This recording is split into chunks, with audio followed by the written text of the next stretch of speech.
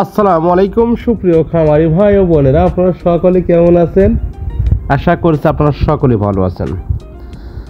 আজকের ভিডিওটি আপনারা যে যেখান থেকে অবস্থান করে দেখছেন, দেশে কিংবা প্রবাসের কাছে কিংবা দূরে, সকলকে জানাই আমার প্রীতি শুভেচ্ছা অভিনন্দন। আসলে যারা ছোটোখাটো খামারি আছেন এবং যারা বড় সড়ো আকারে শুরু করতে যাচ্ছেন এবং কি আপনি সফল হয়েছেন, তাদের জন্য এই ভিডিওটি।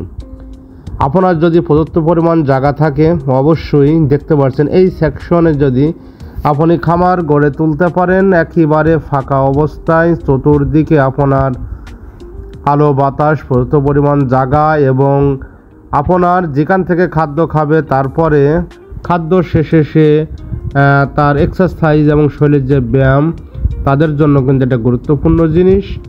দেখছেন খোলাভাবে, এটা কিন্তু বিজ্ঞানসম্মতভাবে এই কাজগুলো যদি করেন, কোনো খামারই কিন্তু আপনার সেইভাবে ক্ষতিগ্রস্ত হবে না, অনেকটাই লাভবান হবে। তার দুধ প্রোডাকশন কম হবে, তার চিকিৎসার খাত থেকে খরচ কমে যাবে। তা আমরা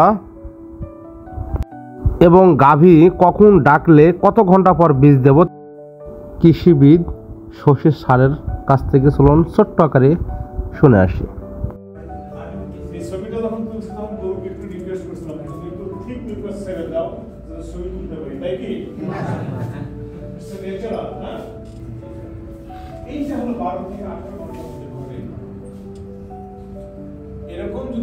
কৃষিবিদ শশী স্যারের যে কথাগুলো শুনলেন, আসলে খুব গুরুত্বপূর্ণ জিনিস। আপনার গাভীটি আপনাকে নিশ্চিত হতে হবে কখন ডাকছে, সেইভাবে মিনিমাম 12 ঘন্টা পর দিবেন, 18 ঘন্টার আগ দিয়ে দিবেন। অবশ্যই আপনার প্রজনন কনসেপ্ট রেটটা অবশ্যই বাড়বে।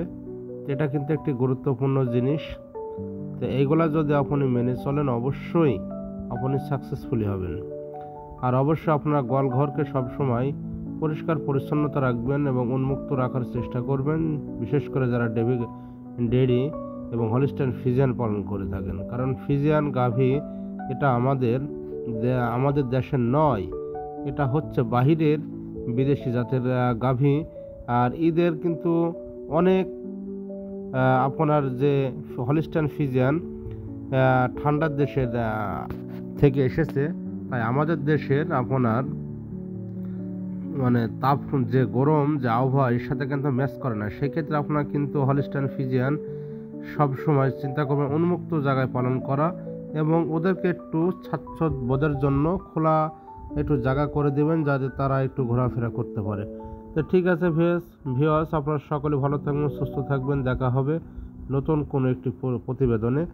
তা আজকের এই প্রতিবেদন যে যেখান থেকে দেখছেন, অবশ্যই ভিডিওটি যদি ভালো লাগে অবশ্যই একটু লাইক কমেন্ট, কোথা থেকে দেখছেন অবশ্যই কমেন্ট করবেন। এবং আসলে আপনাদের একটি কমেন্ট লাইক দিলে আমার ভিডিও করার অনুপ্রেরণা জাগে। তো এখন থেকে নিয়মিত ভিডিওগুলো পাবেন। সকলে ভালো থাকবেন। আসসালামু আলাইকুম।